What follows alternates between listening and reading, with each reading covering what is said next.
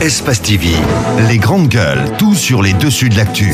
Ahmed Camara, Zachary Milimono, Roby, Mohamed Djibril Camara, Moussa Moïse Silla, Lamine Girassi forment les grandes gueules. Bienvenue chez les GG, ce lundi matin, 1h30, vous aider à mieux comprendre l'actualité, décrypter l'actu dans tous les sens. Évidemment, ça se passe ici. Vous avez la possibilité d'intervenir dans cette émission, soit si vous êtes abonné Orange, GG au 8037, le 00224 657 39 13 13. Si vous êtes évidemment sur Internet, vous pouvez aller sur le site de la radio, le www.espacefmguinée.info.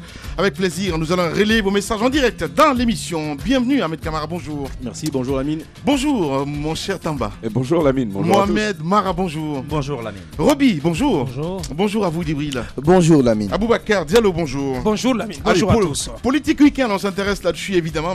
On y va avec Bahouri en faveur d'une instance électorale supranationale. Mohamed. Oui, absolument. Bahouri, il a fait cette annonce au cours, disons, d'un colloque qui s'est tenu vendredi à Paris sur l'avenir démocratique de l'Afrique. Alors, monsieur Ba, comme à son habitude, je sais quand même que le monsieur, il a quand même une certaine force de proposition. Les grandes gueules. Il allait un peu loin, il a dit, écoutez, vu que toutes les instances pratiquement qui organisent les élections sur le continent, que ça s'appelle le ministère de l'Intérieur, que cela s'appelle CENI ou Sénat, alors lui, il a estimé que toutes ces instances-là ont montré leurs limites.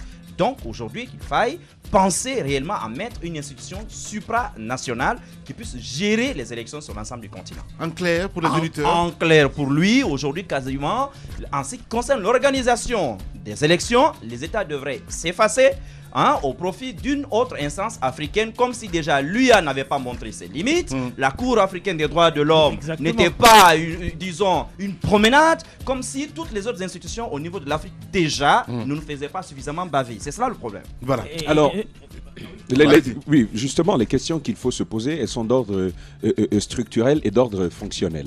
Ce qui ne fonctionne pas avec l'Union africaine, par exemple, c'est de savoir d'où nous proviennent nos financements. Lorsque l'Union africaine doit exercer quelque part, on voit bien que ces États, nos États sont obligés encore de tendre la main vers l'Occident.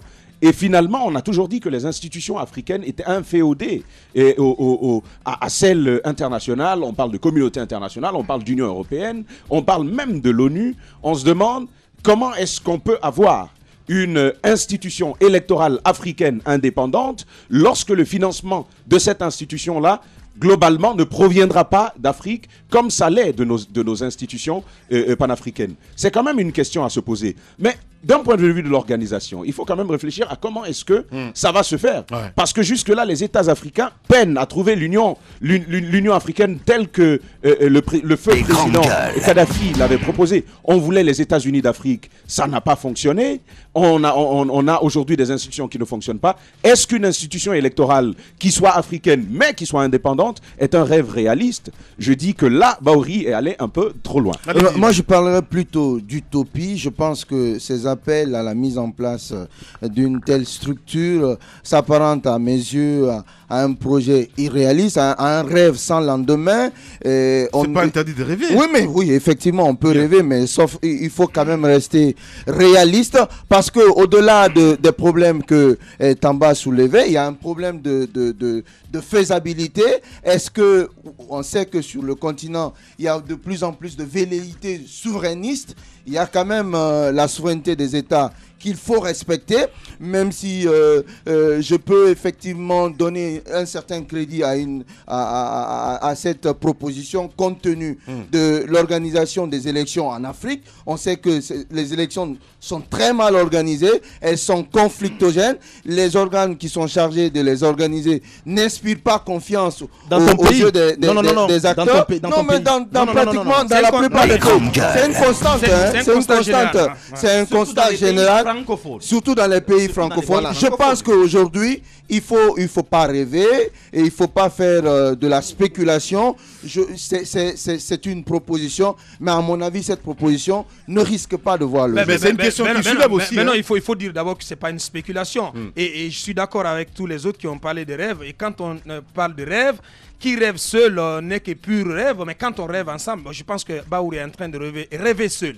Alors, et je pense aussi qu'il est en train de tailler envoyer des plans sur la comète, parce que les deux, Tamba et Djibril l'ont dit, il y a une question de faisabilité, parce que Bahouri ne s'est pas étendu nous a pas décrit les contours et les postures que devrait prendre cette organisation supranationale. Quand on parle, qui soulève. Quand on parle, bien entendu, j'en viens. Quand on parle d'organisation ou de structure supranationale, il s'agit bien d'une organisation à l'échelle du continent, donc qui devrait prendre à partir de la naissance de laquelle les États devraient céder un tout petit peu de leur souveraineté pour aller dans cette organisation supranationale. Je suis bien d'accord avec vous que cela pose un problème essentiel, un problème de vitalité même et de survie de l'avenir même de nos démocraties en Afrique, parce que je suis d'accord avec Mohamed Mara que c'est les problèmes qu'on rencontre dans l'organisation des élections en Afrique, c'est beaucoup plus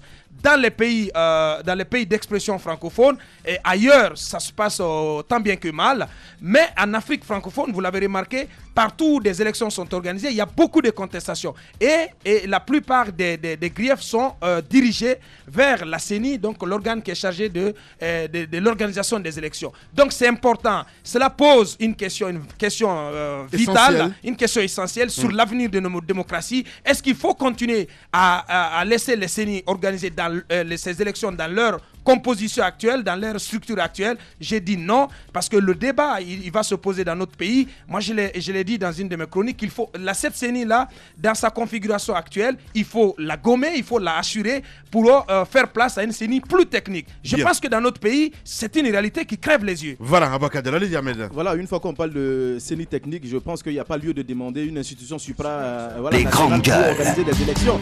Moi, je pense que c'est pas du tout réaliste dans ce cas qu'on dise de bailler la Guinée à une structure carrément qui viendra gérer. C'est clair. Non, c'est clair. Ouais. Parce que qui parle d'élection? Vous pensez que l'élection, c'est le jour des élections où on vient pour glisser le bulletin dans l'urne? Non. Il y a la révision des listes électorales qui crée assez de problèmes. Donc, ça veut dire que cette institution supranationale va prendre son temps pour venir s'asseoir en Guinée et gérer le quotidien, parce que c'est cela aussi, les élections. Quand on parle de révision de la liste, c'est chaque jour en temps normal. C'est chaque jour qu'on doit réviser la liste électorale. Donc je pense que M. Bahouri n'est vraiment pas dans la logique. Et ce que je veux dire aussi, c'est qu'à un certain moment, il faut que les Africains prennent leurs responsabilités.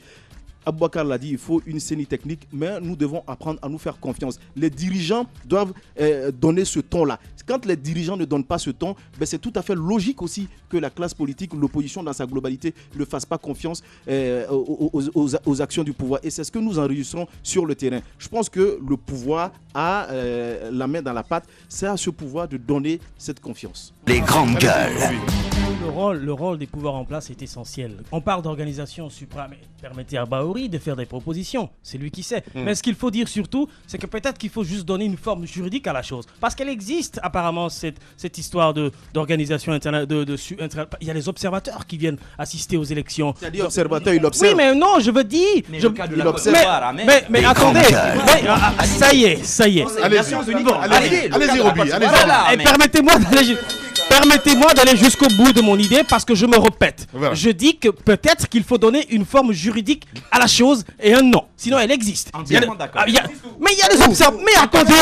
Mais il y a des observateurs. Mais attendez. Allez, on va l'écouter, s'il vous plaît, les gars. Allez-y. Il y a des observateurs internationaux qui viennent assister aux élections, qui participent fondamentalement à l'organisation des élections. Ce que je veux dire, c'est qu'il faut peut-être donner un mandat et donner une forme juridique à la chose. Sinon, dans tous les pays africains, quand il y a élection, on envoie des observateurs. Chaque pays, en tout cas, la plupart des pays, que ce soit africains, européens ou asiatiques, envoient des observateurs pour regarder, pour avoir un regard sur le... Oui, mais attendez, sur le processus électoral. Donc, elle existe. Sauf qu'il faut donner une forme juridique à la chose. Merci mais beaucoup, ce qu'il faut dire, c'est que je pense que c'est un problème d'hommes dans ce pays. Cette organisation supra... Mais à chaque fois, c'est les mêmes questions. Oui, mais justement, vous allez... Réveille-toi, bande de sang. Vous allez arrêter. Il faut juste que les gens soient conscients. Même si vous mettez ici une organisation qui va s'occuper des élections en Afrique ou dans les pays francophones, si les hommes qui sont à la tête de cette organisation-là ne sont pas conscients de leur rôle, du rôle essentiel qu'il faut jouer dans la construction de la démocratie chez nous, ça ne marchera pas. Merci. Dans notre pays, ça fonctionne très bien. Il ne faut pas jeter le propre comme si dans tous les pays africains ça ne marchait pas. Ça marche très bien. Il faut juste regarder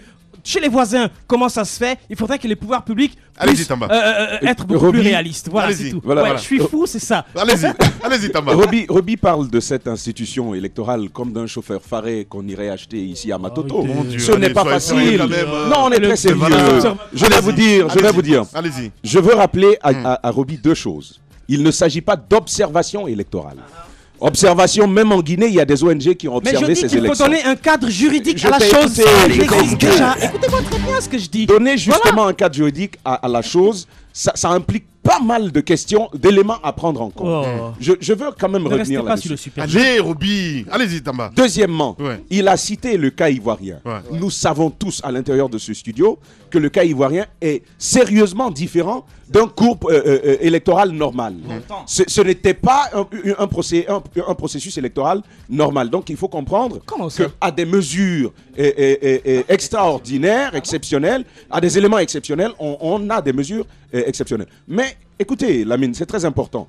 On demande à l'Afrique d'expression française, notamment, de créer une institution électorale qui soit indépendante. Mais elle sera sous le couvert de qui? Naturellement, on va se dire sous l'Union africaine. Mais est-ce qu'un figuier peut produire de la mangue? La réponse est non. Allez-y, Mohamed. Non, Lamine, cette dernière phrase. La réflexion philosophique posée par Bahouri, et c'est très important, il est quand même une force de proposition, c'est de savoir si l'Afrique d'expression française est incapable. Parce que demander au peuple de voir d'autres personnes venir gérer son droit, je veux dire, souverain, c'est quand même l'élection. Demander cela, il y a quand même pas mal de questions qu'il soulève avec cela. Allez-y, Mohamed. Si on est incapable, d'accord, il n'y a pas de problème. Merci, allez-y. Moi, je commencerai simplement à vous rappeler ceci. Il y a juste quelques mois, en Guinée, ici, des hommes politiques étaient en train de demander aux Nations Unies de venir valider nos élections. Exactement. Dans notre propre pays. Ça veut dire qu'il y a... Moi, vous savez, j'ai l'habitude de dire qu'on connaît déjà la qualité piètre de nos gouvernants en Afrique. Mais la qualité de l'opposition, on ne se pose pas beaucoup de questions là-dessus. Aujourd'hui, l'opposition est en train de montrer un peu partout en Afrique qu'elle est de qualité encore plus médiocre que celle de nos gouvernants. C'est aussi clair que cela. À mon avis, c'est qu'il faut aujourd'hui, dans notre pays plus précisément, il faut une administration électorale permanente, complètement déconnectée des partis politiques et en fait de l'exécutif. Une administration permanente qui sera là les 12 mois de l'année. Complètement. Non mais c'est aussi simple que ça. Une administration, il y a plusieurs institutions aujourd'hui en Guinée qui gèrent notamment d'autres domaines. Merci beaucoup, Mohamed Djibril. Je pense qu'il y a un besoin de précision qui s'impose. Je pense que le cas de la Côte d'Ivoire, c'est une comparaison de mauvais goût. Parce que la Côte d'Ivoire était à l'époque sous une sorte de protectorat de la communauté internationale, d'où la certification des élections par les Nations Unies. Par les Nations Unies. Je pense que là-dessus, il n'y a pas débat. Deuxième chose, on parle des observateurs. Il faut faire très attention. Les observateurs participent à la transparence des élections dans un État. Mais leur avis n'est pas une religion à laquelle doivent se soumettre les acteurs politiques. Le seul avis auquel doivent se soumettre les acteurs politiques, c'est bien celui de la Cour constitutionnelle. Donc il ne faut pas faire d'amalgame là-dessus. Merci beaucoup. Il faut dire à Djibril qu'il n'y a pas d'amalgame. Sur la question de la certification. Non, c'est extrêmement important. On voit partout sur le continent, partout où il y a des élections qui sont organisées, il y a des contestations. Les opposants, généralement au président sortant, ils n'acceptent pas ou ils acceptent les résultats contre leur gré. Contre leur gré. C'est de bon gré. Non mais attendez, c'est de bon gré. Cela veut dire que ils sont pas convaincus des résultats. Ici en Guinée, on l'a vu, les 7 adversaires du président. Mais en France, on l'a vu au primaire. Il faut qu'on s'écoute, Djibril. Il faut qu'on s'écoute. En Guinée, on sort d'une élection présidentielle, d'une élection majeure, où les 7 adversaires du président sortant ont contesté les élections. Qu'ils aient raison ou pas, mais ils n'ont pas eu foi en ces résultats, en ces élections, parce que nous tous, on a observé, ces élections étaient très mal organisées par la CENI. Et donc, il s'agit de la question, elle porte sur le fonctionnement et sur les compétences, les capacités de nos CENI à organiser des élections dont les résultats soient acceptés de tout le monde. C'est pourquoi, moi, je l'ai dit ici, on m'a traité de fou. Et moi, j'insiste et je persiste, il faut, si et tant est que, on ne peut pas obtenir des élections avec des résultats acceptés de tous par nos CENI, je pense qu'il faut faire venir des missions de certification des Nations Unies. Si c'est un raccourci. Allez, Djibril, s'il te plaît. Quel raccourci? Voilà, allez. Mais si cela peut aider à faire en sorte que les uns et les autres aient confiance au processus, Bien. moi j'ai dit il faut y aller. Beaucoup, Titi. Il faut y Allez, aller. pour clore. Pour clore, c'est pas la peine de me répéter. Mais ce qu'il faut dire, c'est quoi? C'est que je pense qu'aujourd'hui, il faut que les acteurs politiques soient sincères. On a vu ici, dans notre pays, des politiques qui sont venus hier, qui ont créé des partis politiques, qui ont participé à l'élection présidentielle, qui ont eu 0,5%, qui se sont permis de contester le résultat. Alors qu'est-ce que vous voulez? C'est une logique de contestation permanente. Même si une élection est bien organisée dans un pays africain, les opposants contesteront toujours les résultats. Moi, je vais dire qu'il faut que les gens cessent. Il faut qu'on soit sincère avec nous-mêmes. Il faut que les pouvoirs publics puissent donner la chance au peuple de participer de bout en bout à l'élection et de respecter la force des urnes. C'est Bien. seulement comme ça qu'on pourra s'en sortir. Politique Voilà. week-end, on reste toujours du côté de l'UFDG. Mohamed Marin, vous posez la question, qu'est-ce qui ne va pas à l'UFDG? Ouais. Autrement, on pourrait dire qu'à l'UFDG, on se désingue. Ouais. Parce Ouais, que ben. tout simplement, aujourd'hui, c'est la guerre des tranchées entre les pros Seydou Dalein Diallo et les pros Bahouri. Vous savez déjà depuis plus d'une semaine, depuis cet article sur un site internet qui disait que Il aime Bahouri bien ce sujet, lui. serait en Allez-y, passe Mohamed. de rejoindre Ouais. Alpha Condé. Ouais. Donc, de tous les côtés, les salves sont partis. Ouais. Aujourd'hui, Bahouri, on a l'impression que parce qu'il est le fondateur du parti, eh ben, on a l'impression parfois qu'il se met dans une posture Le de fondateur ou l'un des propriétaire. fondateurs? Non, de propriétaire. Moi, je me dis que parfois, aujourd'hui, il endosse un peu un manteau de propriétaire du parti politique. Or, de l'autre côté, C'est trop dire, hein? oui, attitude non moins démocratique également. De l'autre côté, on refuse complètement, on s'inscrit dans une logique quand même iconoclaste. Parce que quand on dit aujourd'hui que Bahouri n'est rien dans ce parti-là, je me dis que là également, ça relève quand même de la mauvaise foi. Parce que l'UFDG, pour que ça arrive à Seydou Dalein Diallo, il aurait bien fallu d'abord commencer par le professeur Alpha Sow, ensuite Bahouri, Bamamadou pour arriver à Seydou Dalein Diallo. Donc aujourd'hui, le problème, il est où? On sort, disons, d'une défaite, ça fait mal, forcément. À mon avis, c'est le bon moment pour l'ensemble des partis politiques de penser à une refondation même. Parce qu'on ne peut pas perdre une élection majeure comme la présidentielle par 2 fois en l'espace de 5 ans. Perdre des élections législatives complètement battues à plat de couture et dire qu'on peut continuer sur la même lancée. Ça veut dire qu'il y a un problème de vision. Donc, la question, elle reste posée maintenant. Comment l'UFDG aujourd'hui veut-elle faire face à son avenir? Là est toute la question. Parce qu'à mon avis, on assiste aujourd'hui quand même à des aniscroches un peu partout par presse interposée.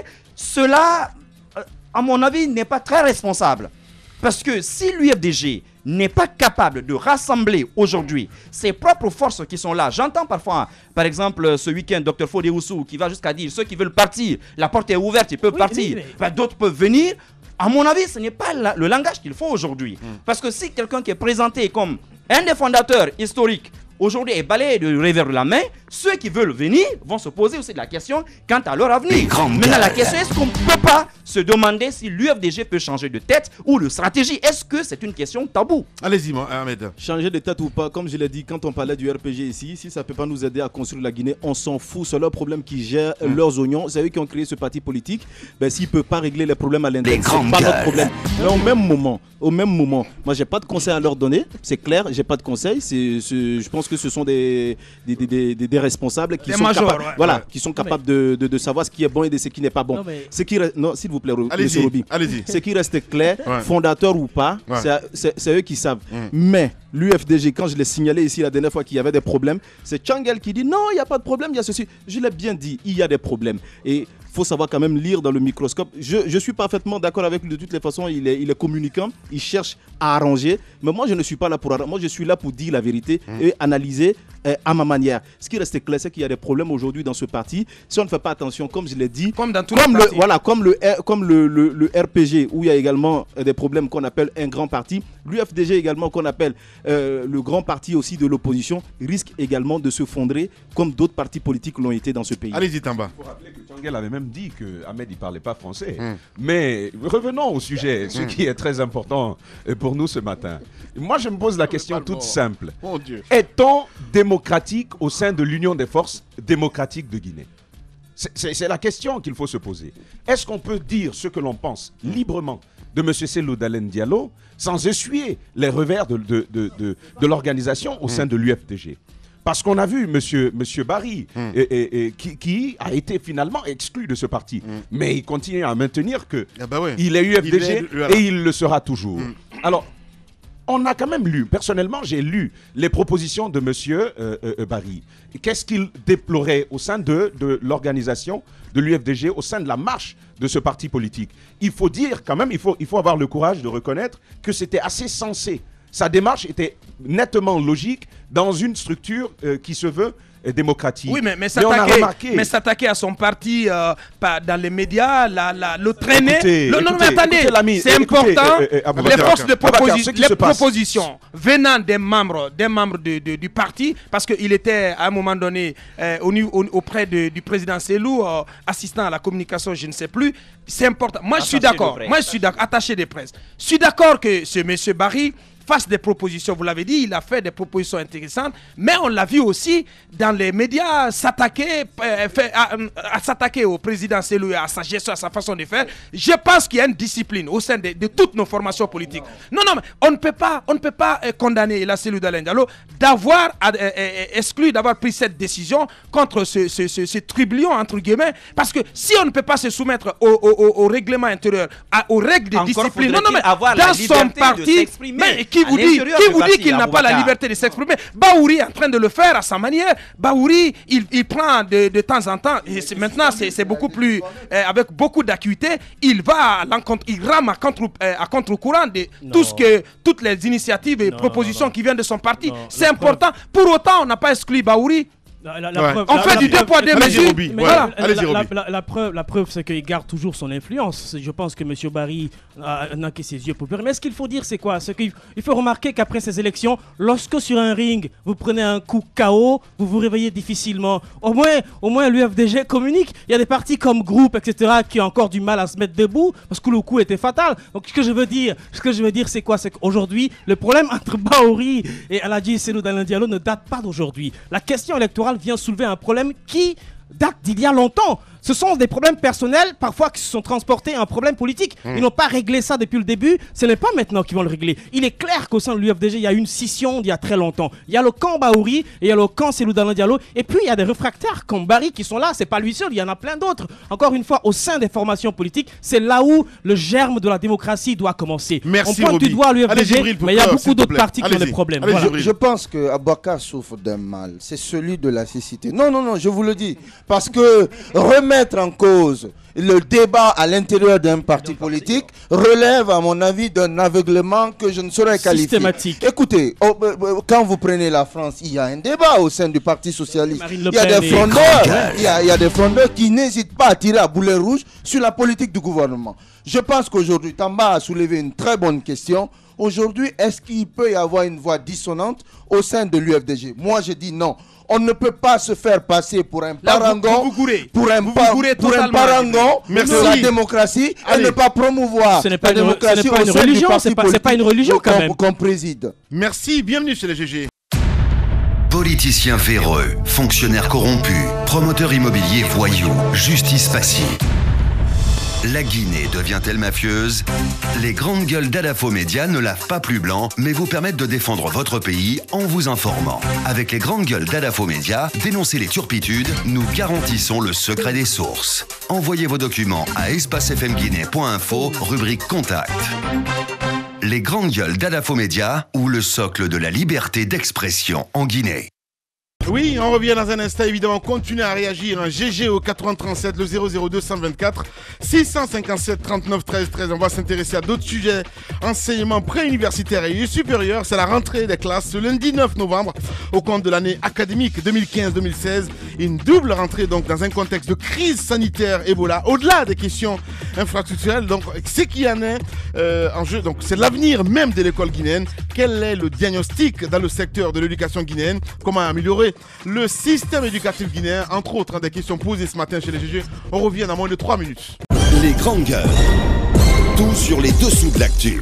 Ici, l'actu rime avec liberté de ton sur Radio Espace.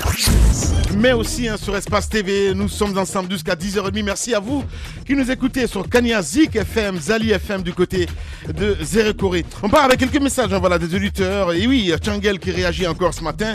Ma bouche me démange. Ben oui, il n'y a pas de souci. Allez, on y va avec Lai Junior Condé, Ahmed Kamara. On se calme un petit peu, s'il te plaît. Voilà. Allez, arrêtons d'être des néoclassicismes. Qu'est-ce qu'il raconte lui? Assumons-nous en faisant confiance à nos structures. Moi, je suis pour l'organisation des élections par le ministère de l'administration du territoire.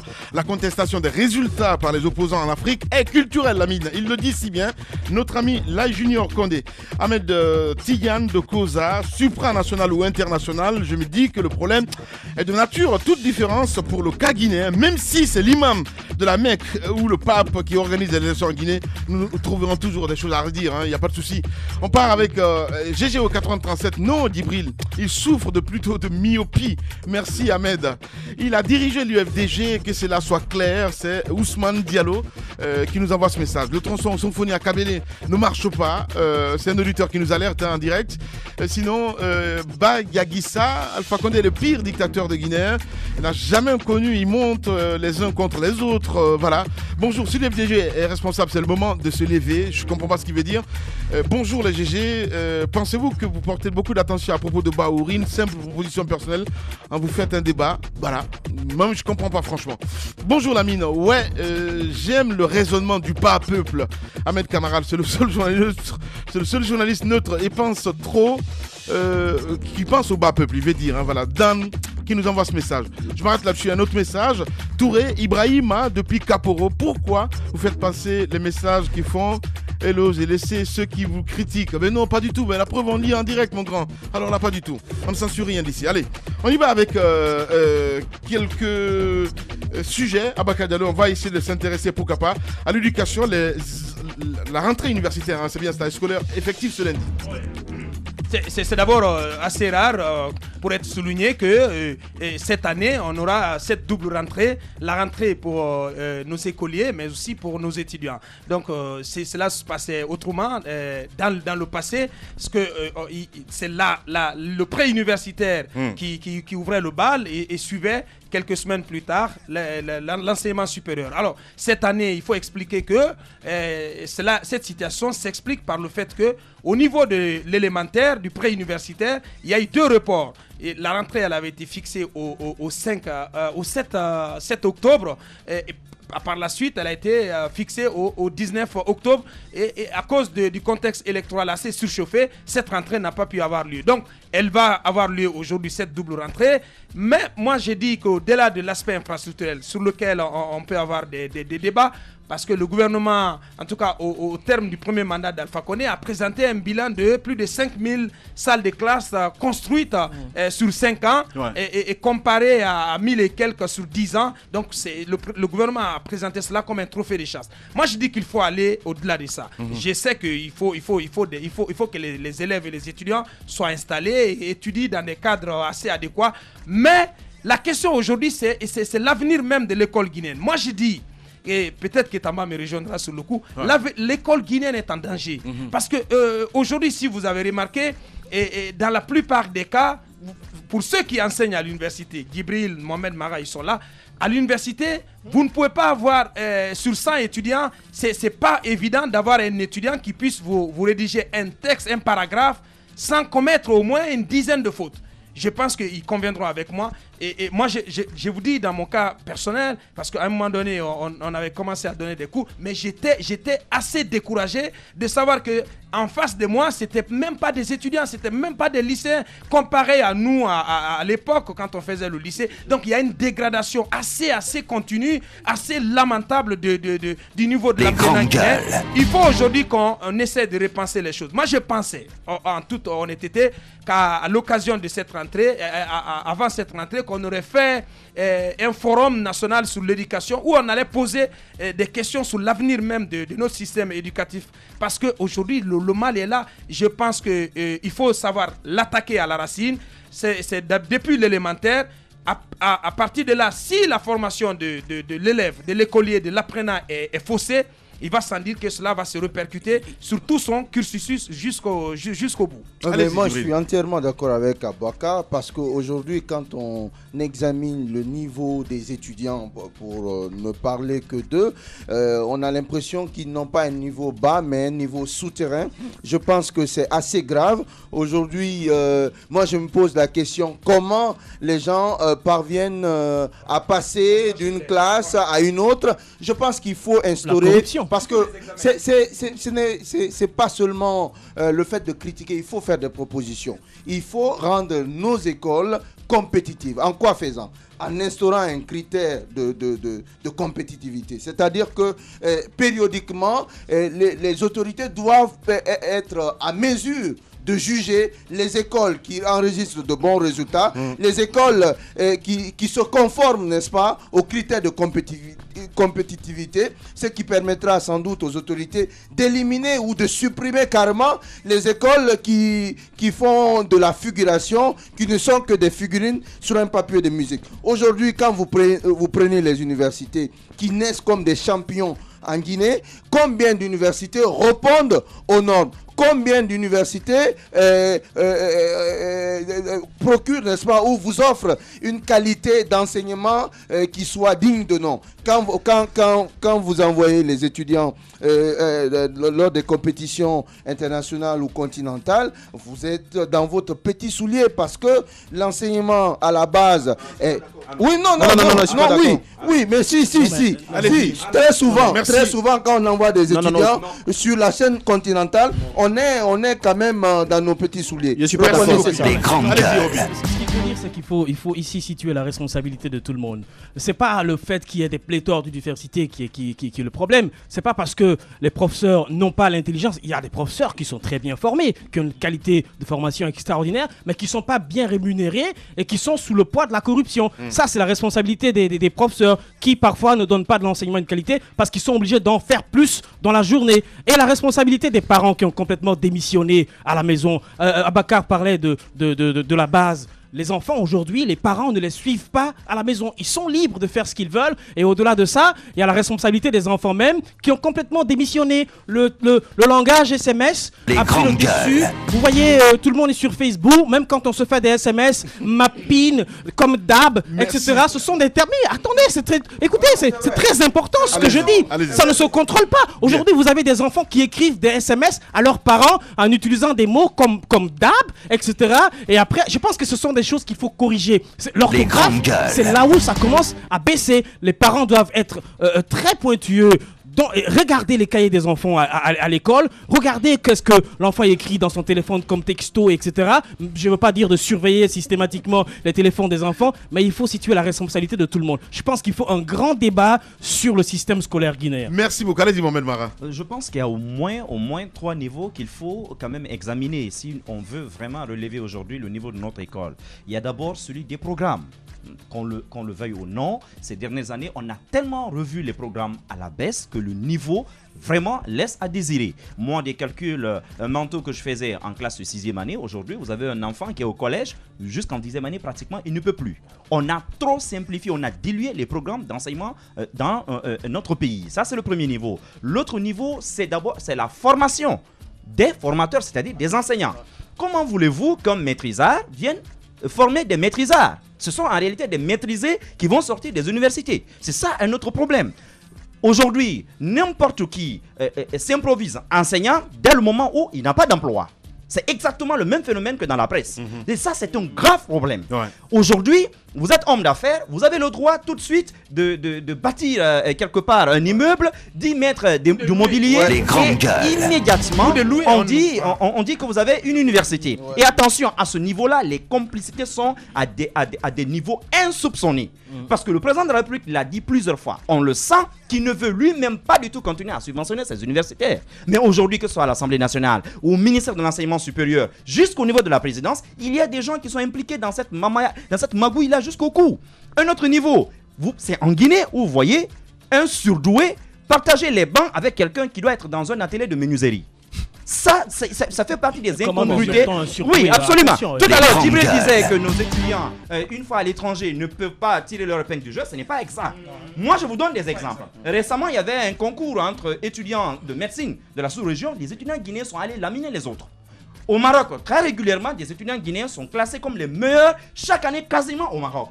C'est-à-dire qu'il y a des surdoués, il y a vraiment des enfants qui sont doués chez nous, vraiment, qui apprennent très bien, mais à côté, justement, il y a le problème de l'encadrement qui se pose. Absolument. Il faut créer une école C'est ça le d'élite. problème. Le dernier, c'est les infrastructures. Il y a des écoles poulaillers. C'est vrai. Aussi bien dans la capitale, encore pire à l'intérieur du pays. Quand j'entends 5000 salles de classe, je ne sais pas si c'est pas 5000 chambrettes finalement. Je vous donne un exemple. À Non, commencer non, par Amdalaï jusqu'à Wanidara, qu'on me montre combien d'écoles ont été construites. L'État aujourd'hui est en train de louer des villas, mettre des gens là-dedans sur l'axe et on nous dit qu'on est en train de construire des écoles. Mais attendez, ils se foutent l'odeur dans l'œil. Parce qu'il y a une chose qui est claire. Lorsque aujourd'hui, vous avez passé récemment Espace Talent, vous savez très bien de tous les dossiers qui ont été déposés au moment de décanter ces dossiers-là. Vous savez combien d'étudiants vous avez rencontrés? Il y en a qui ont couru après moi. Va parler à ton patron. J'ai dit, écoute, je connais la mine, je peux te dire une chose. Quand on te présente à lui, il n'est pas du tout contre le fait d'embaucher quelqu'un. Si t'es bon, il te prendra. Si t'es pas bon, il faut même pas espérer. Je n'interviens pas. C'est aussi simple que cela. Merci beaucoup, Mohamed. Allez-y, Tamba. Alors, vous avez certainement un jour entendu parler du programme EPT, Éducation pour tous. C'est un programme que je n'ai jamais compris jusqu'à ce jour. On a vu que ça se faisait là-bas et on a dit pourquoi ne pas l'amener en Guinée. Et en gros, qu'est-ce qu'ils font? De la première année, du CP1 jusqu'au CM1, donc jusqu'en 5e année, on dit l'élève n'a pas droit à l'échec. Même s'il n'est pas brillant, faites-le passer. Arrivé en 6e année, on va voir si Dieu est un tout petit peu avec lui, il va certainement. Et après, non, mais c'est vrai, après on va dire que l'élève guinéen n'a pas le niveau. Il va venir au collège avec des fautes, en une phrase il te fait 22 fautes. Ce que déplorent Djibril et Aboubacar, à mon avis, part de là. On a tellement réformé l'éducation que l'éducation a finalement perdu de forme. C'est une première observation à faire. De l'autre côté, voyez aujourd'hui ce qui se passe dans les écoles privées. En fait, ce qu'on devrait faire, c'est d'appliquer la même législation qu'on a sur les pharmacies dans le domaine de l'éducation. C'est-à-dire que lorsqu'on n'est pas spécialiste du domaine, lorsqu'on n'a pas une certaine envie d'exercer dans le domaine, une certaine vocation par rapport à ce domaine, on n'ouvre pas d'école, on n'ouvre pas d'université. Aujourd'hui, qu'est-ce qui se passe? Chaque année, chacun fixe son prix. Il regarde le type d'élèves qui viennent, de parents d'élèves qui viennent, et puis il dit, bon, on était à l'année passée à 500 000, avec ce genre de voiture, on peut fixer à 1 million. C'est comme ça que l'on fixe les prix au sein de l'éducation. Justement. Et je veux rapidement terminer. Avec deux choses, mais je vais les dire rapidement. Premièrement, Djibril a parlé d'évaluation des universités. Il fait bien de rappeler cette évaluation-là. Chaque année, ça se fait. Chaque année, ça se fait. Mais il y a des universités qui persistent parce que simplement, que ce soit au niveau de l'éducation, au niveau de l'Assemblée nationale, au plus haut sommet de l'exécutif, il y a des gens qui ont des écoles. Et on n'accepterait pas de voir son école fermée. Si l'on devait suivre les recommandations de cette évaluation, je vous dis qu'il n'y aurait pas 3 universités privées qui resteraient ouvertes en Guinée. On a créé des salles de classe, 5000 et quelques, comme on nous dit. Posons-nous finalement la question de savoir d'où va nous provenir la ressource humaine pour aider les enfants. Il n'y en a pas, c'est encore des chômeurs qu'on va nous créer. Merci beaucoup, Tamba. Allez-y, Ahmed Kamara. C'est bien de réclamer, mais dans un pays ici, l'État ne veut pas prendre ses responsabilités. Je pense que j'en appelle aux parents de prendre leurs responsabilités tout en encadrant leurs enfants. Mais ce que je veux signaler aussi, c'est qu'il y a un véritable problème. Au-delà des actions que l'État ne fait pas, mais vous avez beaucoup plus d'instruments aujourd'hui pour apprendre qu'au temps de nos parents. Nos parents, on disait que c'était les meilleurs élèves.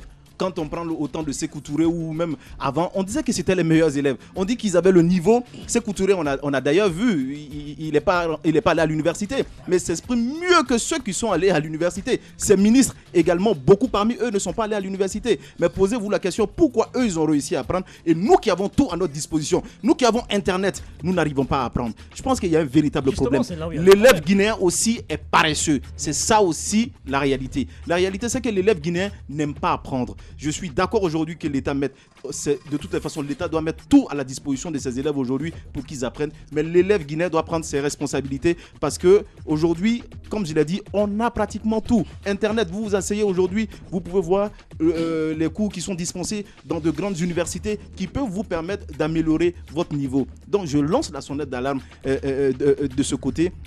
Mais au même moment, comme Tamba l'a dit, l'évaluation, je pense qu'il ne faut pas faire une évaluation pour faire l'évaluation. Il faut quand même appliquer l'évaluation parce qu'aujourd'hui, c'est clair qu'il y a des écoles, même primaires, qui ne devraient pas exister du tout. Il y a des enfants aussi en Guinée qui ont le niveau. Il y en a beaucoup. Il y a des bébés, il faut le signaler, de 3 à 4 ans ici, qui s'expriment très bien en français, qui connaissent bien aujourd'hui comment ça se passe dans le monde. C'est parce que ces enfants ont été encadrés dès le bas âge, mais aussi dans un pays où le papa doit chercher chaque jour pour donner à manger à ses enfants quand il rentre le soir très épuisé. La maman aussi qui a pris tout son temps à préparer toute la journée ou avant de marcher, ses parents auront du mal à encadrer les enfants. Deux observations très rapidement pour revenir sur la question des infrastructures. C'est bien beau pour le gouvernement, en tout cas le régime d'Alpha Condé, de brandir ce trophée de chasse de plus de 5000 classes construites en l'espace de 5 ans. C'est bien beau tout cela, mais au-delà de ce qui nous est présenté comme chiffres, comme trophée de chasse, il y a la réalité crue dans nos localités, dans nos préfectures, dans nos sous-préfectures. Je prends l'exemple de Kankama. C'est une sous-préfecture de Dabola où j'ai fait mes études primaires. Mais aujourd'hui, la situation c'est tellement dégradé que où vous avez sur place une école primaire de 6 classes, vous n'avez qu'un seul enseignant parce qu'on n'a pas touché cet aspect des choses. La question de la répartition du corps enseignant sur l'ensemble du territoire guinéen. Vous connaissez le problème de nos jeunes cadres. Bien, au retour. Je termine. Vous connaissez le problème de nos jeunes cadres qui n'acceptent pas d'aller à l'intérieur. Donc il y a ce problème-là. Dans cette école, dans cette sous-préfecture, il y a 6 salles de classe à l'école primaire. Il n'y a qu'un seul enseignant. Il y a un collège qui est construit depuis 3 ans. Il n'y a pas un seul enseignant. Posons-nous la question aussi, que fait l'État pour motiver les jeunes cadres à aller dans nos localités? Voilà, Abakar Diallo. On va revenir dans un instant, évidemment. Politique Week-end, ça continue. Toute l'équipe, dans 10 minutes, on se retrouve. Politiciens véreux, fonctionnaires corrompus, promoteurs immobiliers voyous, justice passive. La Guinée devient-elle mafieuse? Les grandes gueules d'Adafo Média ne lavent pas plus blanc, mais vous permettent de défendre votre pays en vous informant. Avec les grandes gueules d'Adafo Média, dénoncez les turpitudes, nous garantissons le secret des sources. Envoyez vos documents à espacefmguinée.info, rubrique Contact. Les grandes gueules d'Adafo Média ou le socle de la liberté d'expression en Guinée.